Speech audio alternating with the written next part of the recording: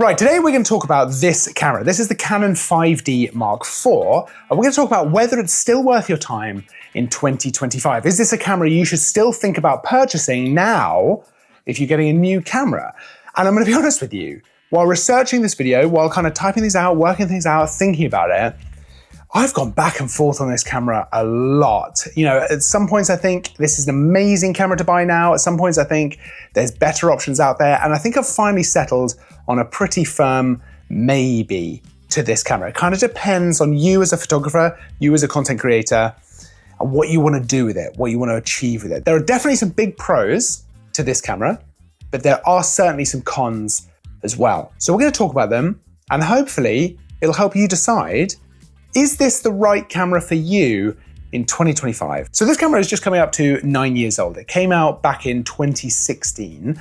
And at the time, this is absolutely a professional level DSLR camera that was used by professionals for all kinds of different things. This really felt like the camera for a while there. This was absolutely a camera that was recommended to me by pretty much everyone I asked in the industry, because it just was such a workhorse, right? Such an all-rounder, great for lots of different things. And it still is used by professionals now in some situations. So I actually know professionals still using this for weddings, still using this for portrait work, because it's just very reliable. It's a great camera for certain types of stuff, especially once you know how to use it. Now, I haven't used the Canon 5D Mark IV for years, to be honest, but I have been playing around with it over the last week or so. And something that stands out to me immediately is this feels very much like a tool, right, for a job. It's able to do a lot of things, but it is certainly lacking a lot of the newer technology that we see in cameras these days, with things like incredible autofocus stuff, you know, speed, and video functionality being a big one as well. There is some video functionality in here.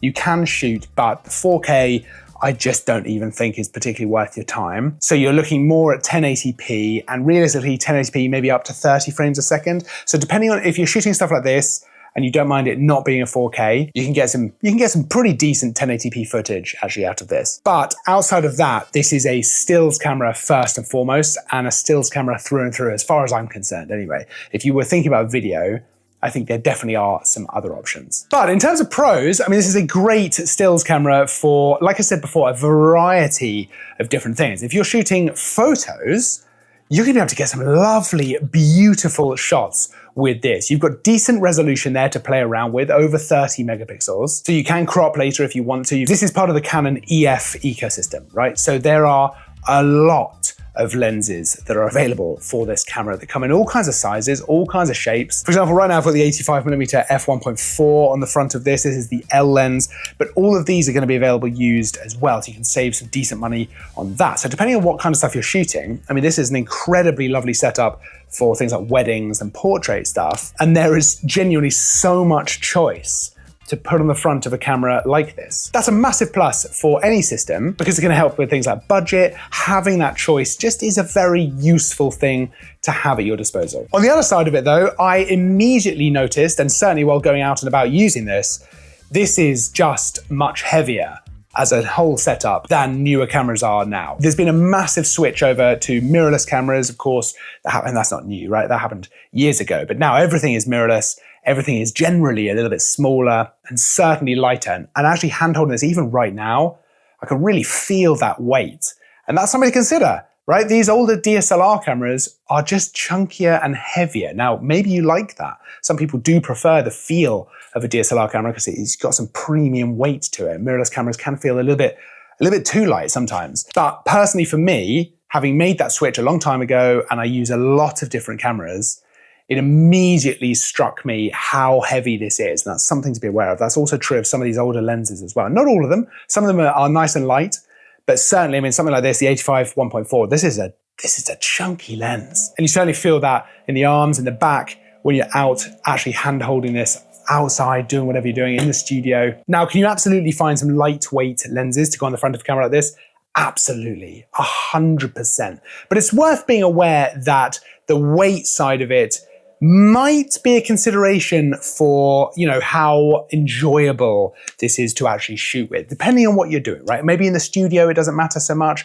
Maybe in businesses, it doesn't matter so much. But out and about, I started to feel this a little bit more than I generally do now with newer mirrorless cameras. On the other hand, and kind of talking about the build, this is built like an absolute tank, and it can take a little bit of, a little bit of wear and tear, which is not the worst thing for a camera like this. They are built exceptionally well. So there's kind of two sides to that, right? A little bit heavier, a little bit chunkier, but then, the build quality is amazing. It doesn't have things like a flip out screen, which we see on most newer cameras now.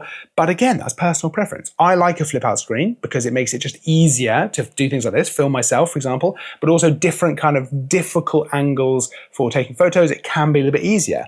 Some people don't like it, and it certainly does mean that you don't have to worry about it snapping off or anything like that. It is just built in to the back of the camera there. So that's kind of a personal thing as to whether you're going to like that or not. Another thing to bear in mind when it comes to a DSLR like the 5D Mark IV is you can have an optical viewfinder on the camera, right? Which is something that, again, some people really love, but we have moved generally now to EVFs, right? So electronic viewfinders on mirrorless cameras. We see them all over the place now, and they're generally pretty good as well. They come with benefits like being able to see the exposure when you're actually taking the shot, so be able to see that through the viewfinder, and as you make adjustments, it gets darker or brighter. Whereas an optical viewfinder, like this one, you are literally just seeing through the lens. So you're seeing down through the mirror and through the lens. And that can be a nice shooting experience, but you do miss out on, again, some of that newer technology that we see with mirrorless cameras. So that's something that's kind of worth bearing in mind, something worth considering. Some people prefer that, but for me personally, and if I was kind of advising someone on getting their first proper camera, I'd probably say a mirrorless camera is going to work better for you so you can see that exposure while you're taking the shot. Now, the autofocus system here is not bad, right? It's really not bad at all. In fact, it's actually pretty good.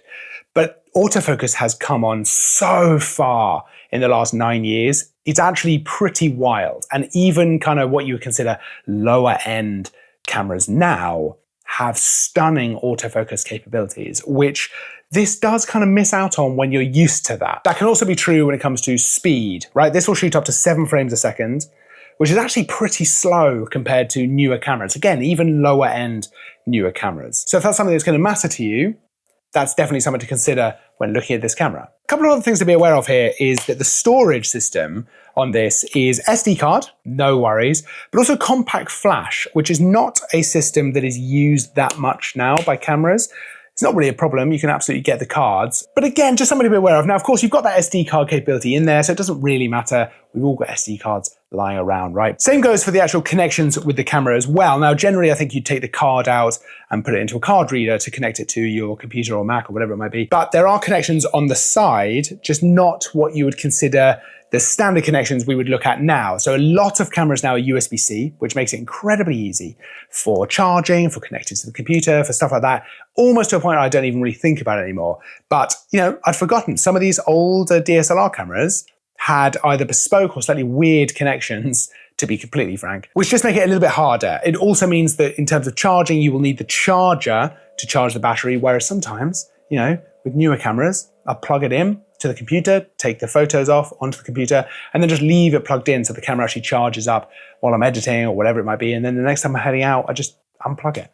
All good. That won't be the case here. However, the battery life is really good. Really, really good. And that's a massive benefit of DSLRs, actually, is that without having something like the EVF and stuff like that, you don't have as much to constantly power, right? Of course, you could use the back screen, in which case, yes, you use a bit more power, but without that, you don't have to use as much power, which means the battery just lasts for so long. So it's a difficult one, right?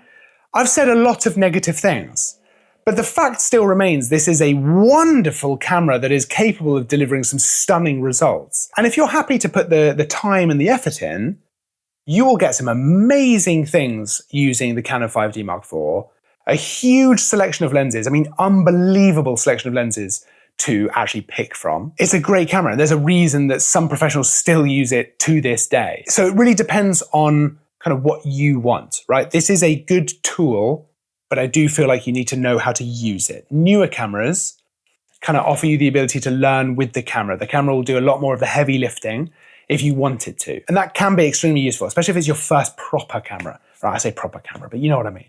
If it's your first proper camera, to let the camera do a lot of that work for you, autofocus, speed of shooting, that can be really useful. And of course, if you shoot video, Have I shot video on the 5D Mark IV before? Yes. And in some situations, it's completely fine. It would never be my first choice these days at all. And I would say that if you're a hybrid shooter, or even if you are shooting video predominantly, there are just better options. You're going to be able to get some stuff with this, but there just are better options for your money when it comes to video. But if you're a stills photographer, it is worth thinking about. I'm very conflicted. You know? I mean, what a setup. The 5D Mark IV with the 85mm f1.4L lens. Lovely. I mean, capable of producing stunning images, but it is showing its age and its weight and all that kind of stuff just a little bit more than perhaps I expected it would when I first kind of went in to do this video. So yeah, there really are two sides to this whole thing. You're getting a pro level camera, but it is 9 years old, and that comes with everything that comes with being 9 years old in this kind of industry where things do move pretty fast. Now you can check out the Canon 5D Mark IV over on PowerCameras.com. We've got a massive used section where there's loads of different stuff. So we've got the Canon 5D Mark IV, we've got loads of different cameras, loads of lenses for it as well. I'll pop links down in the description so you can go and easily check that all out for yourself. But well worth a little look, a little peruse, because there's all kinds of fun stuff over there to check out. I'd also love to know your thoughts about the 5D4. You know, a lot of us have memories of the 5D4, right? But is this a camera that you would either get now, or is this a camera you would recommend to people? Is there something you think I've fundamentally missed about this camera that you think sticks out for people, you know, wanting to get a nice camera in 2025? Or do you just think there's just too many other options now to make this something worth looking at? Let me know in the comments. That's always super, super interesting. Of course, don't forget to like and subscribe so there's new content all the time. I will see you in the next video. But until then, as always, thanks for watching.